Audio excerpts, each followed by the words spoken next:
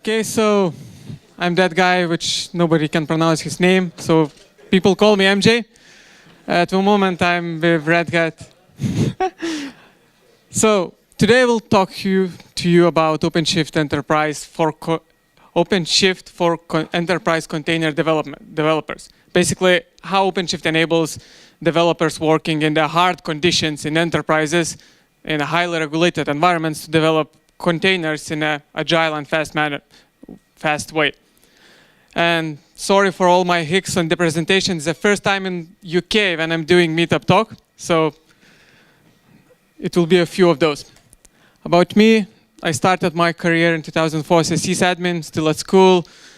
Most of the time I worked at a big corporation, so I know the hard stuff. And you come in fresh to the big bank, big organization.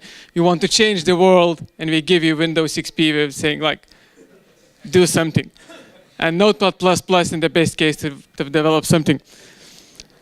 So I'm with platform as a service products basically for almost all my career now. So same with containers as we know them now.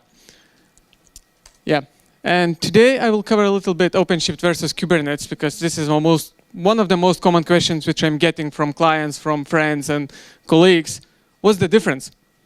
What the Red Hat is doing basically to make it different.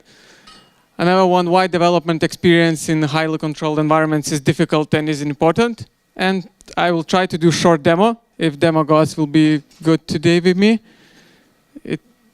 Till this point we weren't, so I have a recording as a plan B, so we'll see. So, OpenShift versus Kubernetes / do-it-yourself. So if we look to diagram, Kubernetes would represent a blue part, maybe a little bit more to this side, because many contributors are contributing more and more to Kubernetes core and extending that. Everything what's green would be OpenShift, meaning it's a kind of one of the myths that it's the same thing. OpenShift gives you all additional features which construct a platform as a service solution. Being Kubernetes is your operating system for your data center, but to have full-fledged platform as a service solution, you will still need logging, you will still need storage, network isolation, some kind of artifact repository, registry. You still need to build your images somehow, because those who knows Kubernetes, it knows that Kubernetes out of the box does not build images. You just give it and it runs. How to build the image, how to make sure that build is standardized, how to make sure that your developer does not use some kind of random image from Docker.io with vulnerabilities, or Maven, which is 15 years old. You have to, when you're running at scale, and at scale it's not 100 servers, it's thousands, it's millions containers, you need to make sure you are in control of your ecosystem and your environment.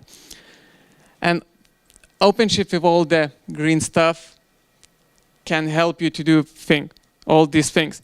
And the most important feature about that is that each and every of those blocks are swappable. So if you already have your own built platform, just take it out from here and plug in yourself. If you have your own network provider, which is compatible with Kubernetes, take the one which is in default in the product and swap for your own. And some numbers, somebody did few white papers calculating that cost of running do-it-yourself solution, something like Kubernetes plus everything on top is about 7 million a year. I know it's a little bit blown up number, marketing people do that, but it's still big. If it would be 1 million, it still would be big. So, development experience in highly controlled environments. I could tell you like 100 stories about stuff, how people are doing things. So usually big enterprise wants to go to cloud journey, build microservices, everything in the containers. And half of the developers running Windows 8.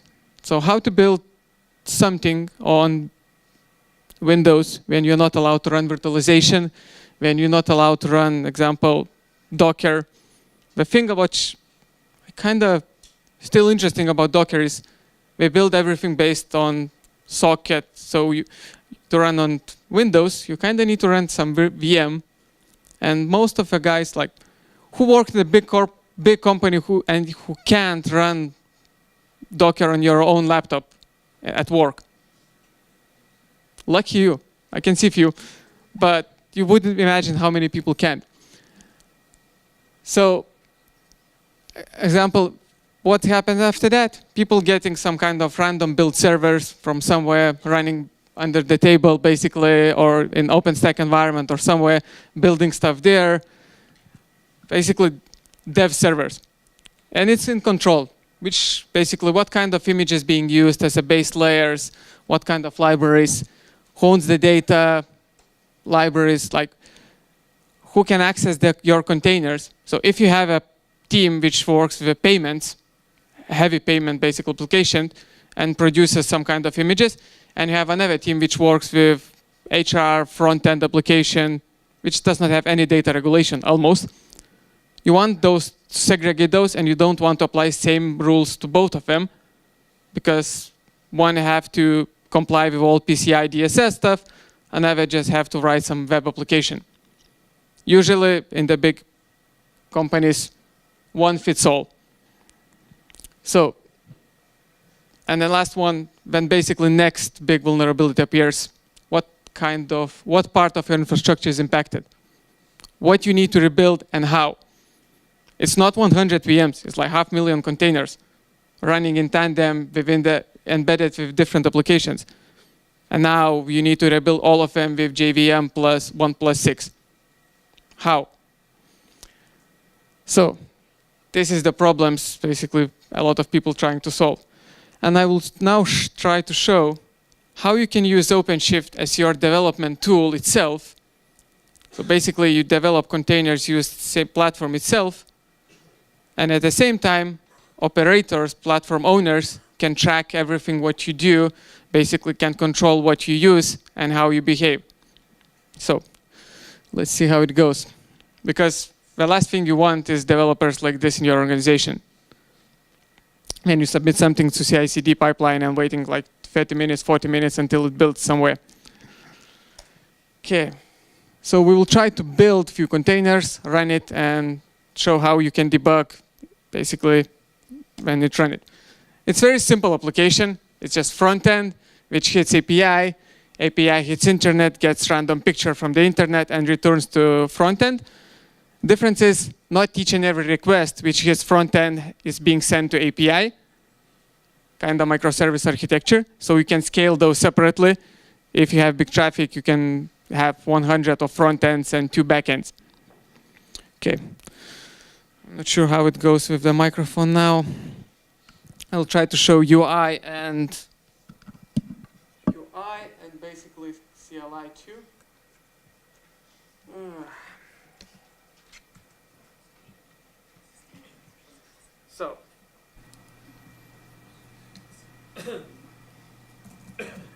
So we have simple file structure, 2 folders, API and front end, and some libraries, external ones. Basically, it's a simple Go by application. So first of all, we build binaries. In this case, I don't build binaries in this case, Go. It could be Java, Python, everything somewhere outside. I build on my workstation because I'm developing there. So we build those things. Now we want to containerize our application and deploy to platform to see how it behaves in tandem. So I have some stuff prepared for myself. So spoiler alert, everything what I'm doing here is pure OpenShift. We use Kubernetes features, but all the commands and everything is what OpenShift gives you additional to enable development experience. So we create a build. So we create build for API, and we create build for front end. What it does for people who don't know OpenShift and know something like Jenkins, it's just something like empty job creation.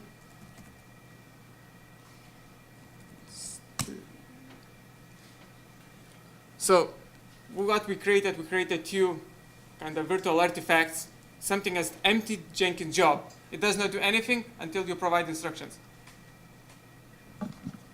Okay, I will try to do that somehow. So we created 2 empty shells for our build, but we don't do anything. So now we want to execute a build. So what we do, we first of all build our API. Cool, thank you.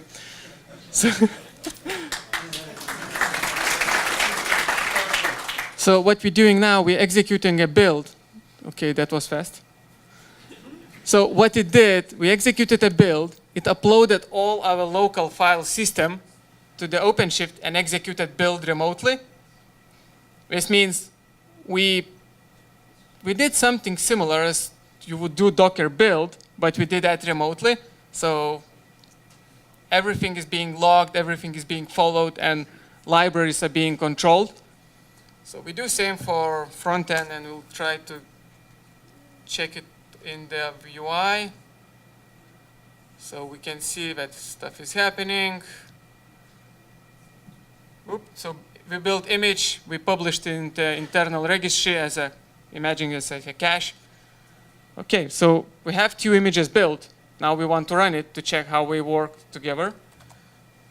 So make hint. So we initiate new application saying, I want to deploy this application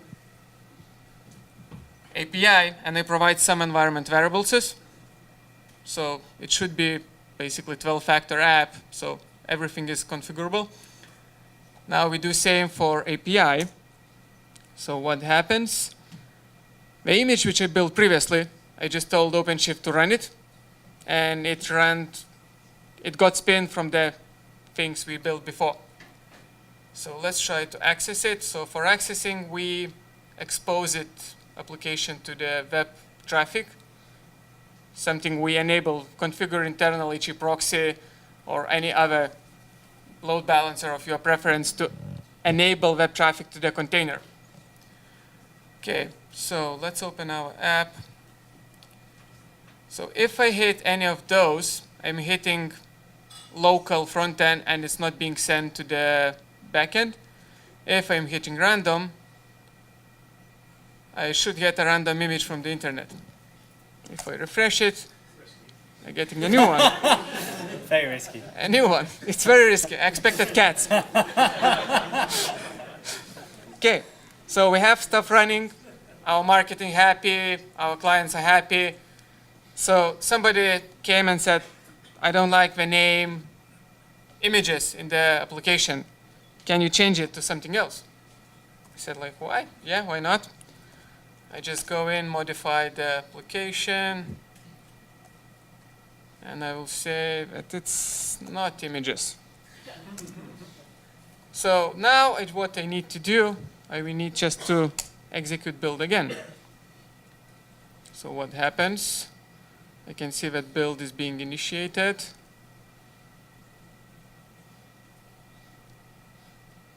So because now we changed the code, Docker, same as with Docker build, you're rebuilding top layers, so everything downstream is being rebuilt. So you can see our application is being rebuilt and is being published. And at the same time, the things which we created previously, deployment, we don't need to create those again. It happens automatically. Basically, we have rolling update, throwing stuff out. Still works, not images. Okay, some operation guys came in and said, guys, we need to enable higher logging level on the API because we don't know what's happening there. Can you set an environment variable? And this environment variable by time bomb is time bomb equals true. Yeah, and because our operators does not think about what we do, we just set it. Time bomb, yeah. Yes. So we set it and see what's happening. So we hit new redeployment, container is being reestablished in new environment, and holy moly, something is happening. Our container is getting raw, basically. Application, let's try to hit random, nothing. So at this point in time, we need to investigate what's happening. So now imagine this application being something 10, 20 containers running together, memcache, few proxies, few backends. To debug something running in this complex environment, you need to run everything in the same environment. Because if you run one proxy, maybe it behaves okay. But as soon as you start running with everything around it, it starts breaking up. So we have this. Now we're going to CLI. We're checking what's running, first of all. And we see this pod is being on error stage. So I say OC debug this container. But at the same time, so one sec. So at this time, what's happening? OpenShift spin me a new debug container of replica of what I have already. And it makes sure that container does not die, does not restart.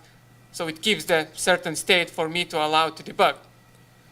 At the same time, some big stakeholders calls and says like, guys, we don't serve in traffic. We need rollback. So what we do, at the same time, we do deployment config API. We do rollback of our existing application. That was PAI, not API. Mm-hmm.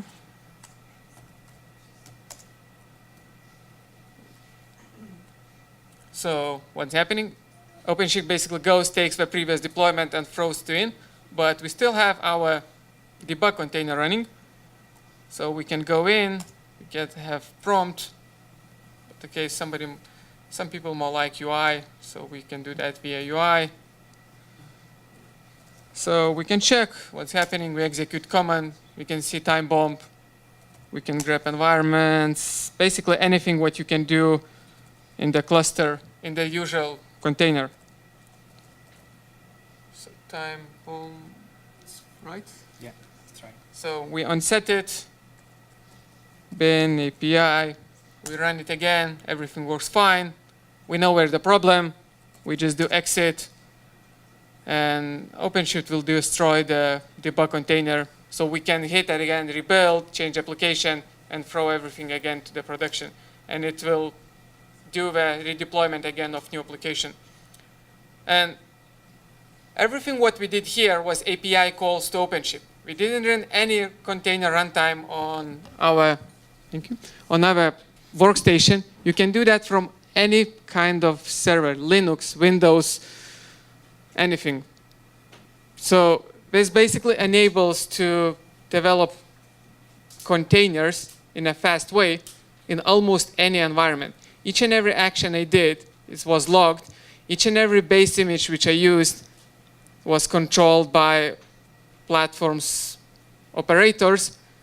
And each and every project can have a different right. So if I'm working on a different project, I can have everything allowed. But if I'm working with payments, I have strict rules what I can do, what kind of libraries I can use, and so on and so on.